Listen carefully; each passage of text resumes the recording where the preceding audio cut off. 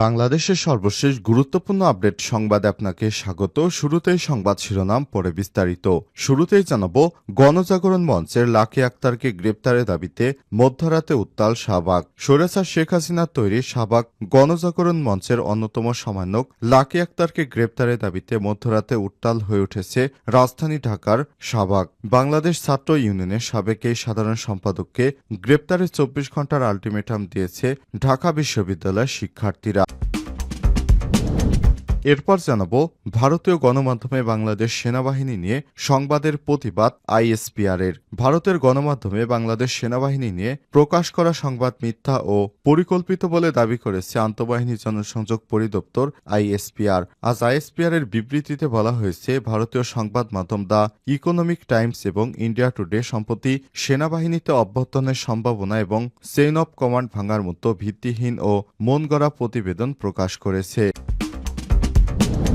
এদিকে ধর্ষণ বিরোধী পদযাত্রায় পুলিশের উপর আক্রমণ হয়েছে বলছে ডিএমপি। রাজধানীর হোটেল ইন্টারকন্টিনেন্টাল মোড়ে ধর্ষণ বিরোধী পদযাত্রা থেকে পুলিশের উপর আক্রমণ করা হয়েছে বলে জানিয়েছে ঢাকা মহানগর পুলিশ ডিএমপি। আজ ডিএমপির মিডিয়া পাবলিক রিলেশনস বিভাগের উপপুলিশ কমিশনার ডিসি মোহাম্মদ তালেবুর রহমান জানান, আজ ধর্ষণ বিরোধী পদযাত্রা নামে নারী পুরুষ সহ 60 থেকে 70 জনের একটি বিক্ষোভকারী দল প্রধান উপদেষ্টার সরকারি বাসভবন যমুনা অভিমুখে যাত্রার চেষ্টা করলে পুলিশ তাদের বাধা দেয়। এ সময় পুলিশের উপর তারা হামলা করে।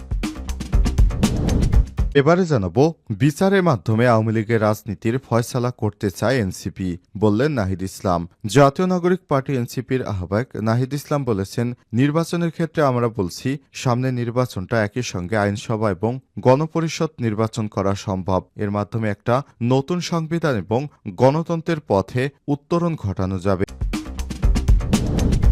এদিকে শেখ হাসিনার পরিবারের নামে থাকা সেনাবাহিনীর 16 স্থাপনার নাম পরিবর্তন করে প্রজ্ঞাপন। বাংলাদেশ সেনাবাহিনীর আওতাধীন 16টি সংস্থা, প্রতিষ্ঠান এবং স্থাপনার নাম পরিবর্তন করা হয়েছে। প্রধান উপদেষ্টার অনুমোদনের পর এক প্রজ্ঞাপনের মাধ্যমে নাম বাতিল করে নতুন নামকরণের ঘোষণা দিয়েছে প্রতিরক্ষা মন্ত্রণালয়।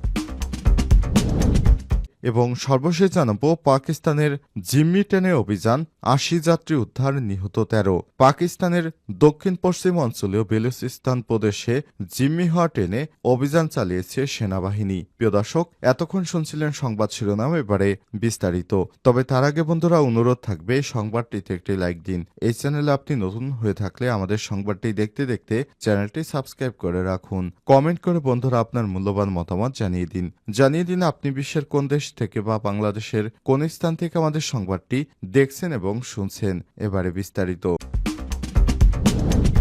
ভারতীয় গণমাধ্যমে বাংলাদেশ সেনাবাহিনী নিয়ে সংবাদের প্রতিবাদ আইএসপিআর-এর। ভারতের গণমাধ্যমে বাংলাদেশ সেনাবাহিনী নিয়ে প্রকাশ করা সংবাদ মিথ্যা এবং পরিকল্পিত দাবি করেছে আন্তঃবাহিনী জনসংযোগ পরিদপ্তর আইএসপিআর। মঙ্গলবার 11 মার্চ রাতে আইএসপিআর-এর বিবৃতিতে বলা হয়েছে, ভারতীয় গণমাধ্যম দ্য ইকোনমিক টাইমস এবং ইন্ডিয়া টুডে সম্প্রতি সেনাবাহিনীতে অভ্যুত্থানের সম্ভাবনা এবং চেইন অব কমান্ড ভাঙার মতো ভিত্তিহীন ও মনগড়া প্রতিবেদন প্রকাশ করেছে। উদ্বেগ প্রকাশ করে বিবৃতিতে বলা হয়েছে, এই প্রতিবেদনগুলো সম্পূর্ণ মিথ্যা এবং ভিত্তিহীন, অস্পষ্ট।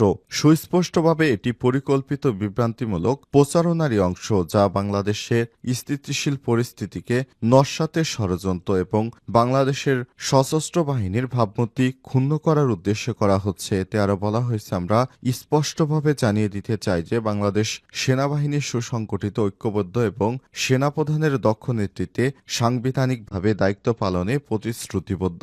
বিবৃতিতে আর উল্লেখ করা হয়, ভারতের দ্য ইকোনমিক্স টাইমস একাধিকবার এ ধরনের ভুয়া খবর প্রকাশ করেছে। বারবার এ ধরনের অসত্য তথ্য প্রচার তাদের উদ্দেশ্য ও বিশ্বাসযোগ্যতা নিয়ে প্রশ্ন তোলে। এছাড়াও অনলাইন পোর্টালে ও বিতর্কিত টেলিভিশন চ্যানেলও এই মিথ্যাচার প্রচারে যুক্ত হয়েছে, যা সেনাবাহিনী ও জনগণের মধ্যে বিভ্রান্ত সৃষ্টির অপপ্রয়াস ছাড়া কিছুই নয় বলে মন্তব্য করেছে বাংলাদেশ সেনাবাহিনী। বিবৃতিতে ভারতীয় সংবাদ মাধ্যমের ভিত্তিহীন খবর প্রকাশ করা থেকে বিরত থাকার অনুরোধ জানিয়েছে বাংলাদেশ সেনাবাহিনী।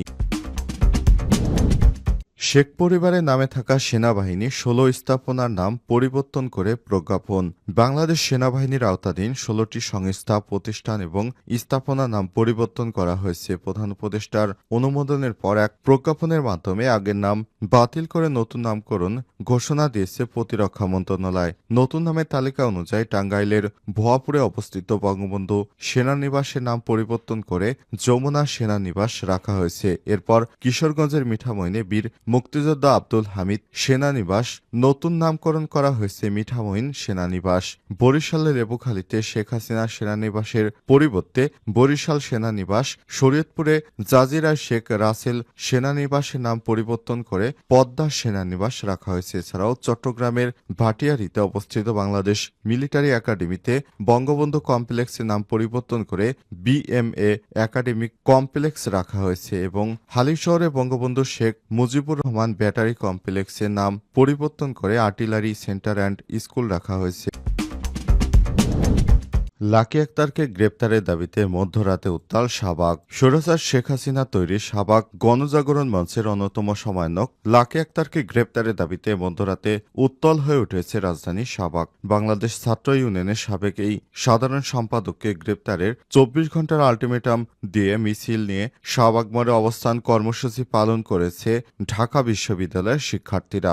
বৃহস্পতিবার রাত ১টার দিকে বিশ্ববিদ্যালয়ের হলগুলো থেকে মিছিল নিয়ে রাজু ভাস্কর্য হয়ে শাহবাগ প্রজন্ম চত্বরে অবস্থান নেন শিক্ষার্থীরা। সেখানে তারা সংক্ষিপ্ত সমাবেশ করেন। এর আগে পুলিশের উপর হামলার প্রতিবাদ এবং আওয়ামী লীগকে ফ্যাসিবাদী বানানোর অন্যতম খলনায়ক লাকি আক্তার সহ অন্যান্য ফ্যাসিবাদী দোসরদের গ্রেপ্তারের দাবিতে তাৎক্ষণিক বিক্ষোভ মিছিল শীর্ষক কর্মসূচি ডাক দেওয়া হয়। শিক্ষার্থীরা শাহবাগে নো মোর লতে লাকি তুই হাসিনা ২৪শে বাংলায় শাহবাগের ঠাঁই নাই, শাহবাগীদের হামলা করে ইন্টারিম কি করে ইত্যাদি স্লোগান দেন। শাহবাগে অবস্থানরত কর্মসূচিতে শিক্ষার্থীরা আরো বলেন, ২০১৩ সালে গণজাগরণ মঞ্চ তৈরি করে বিচারহীনতা সংস্কৃতি তৈরি করেছিল শেখ হাসিনা। তারা আবার সংঘবদ্ধ হওয়ার চেষ্টা করছে।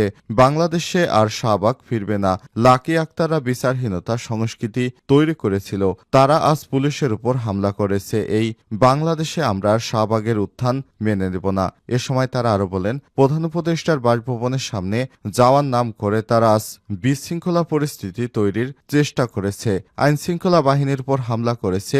জাতিসংঘের মহাসচিব আসার আগে এই মুহূর্তে কারা বাংলাদেশকে অস্থিতিশীল করতে চায় তাদের মুখোশ উন্মোচন করা হোক। শিক্ষার্থীরা আরো বলেন, অবিলম্বে যারা আজ পুলিশের উপর হামলা করেছে তাদেরকে সহ লাকি আক্তারকে গ্রেপ্তার করতে হবে। তাকে গ্রেপ্তার না করলে আমরা আর রাজপথে ছাড়ব না। ২০১৩ সালে যারা বিচারহীনতা কায়েম করেছিল, ফ্যাসিবাদী হাসিনাকে শক্তিশালী করেছিল, শাহবাগীদের বিচার করতে হবে। ২৪ ঘন্টার মধ্যে লাকি আক্তারকে গ্রেপ্তার করতে হবে। বাংলাদেশ হয় আমজনতা থাকবে, না হয় শাহবাগীরা থাকবে বলেও সরকারকে হুঁশিয়ারি দেন তারা।